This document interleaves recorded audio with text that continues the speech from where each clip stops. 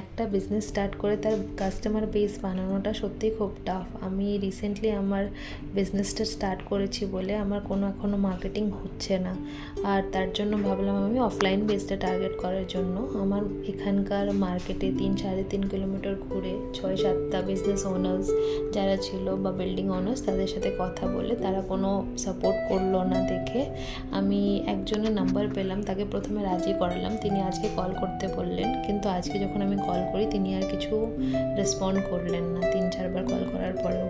So খুব disappointed লাগছে। Even though আমার মার্কেট রেটস থেকেও ক্যান্ডেলের যে রেট আছে সেটা প্রায় হাফ, আর খুব রিজনেবল প্রাইসে আমি বিক্রি করছি।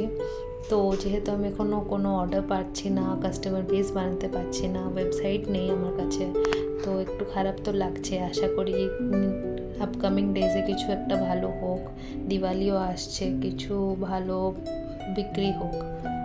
Waiting for the best.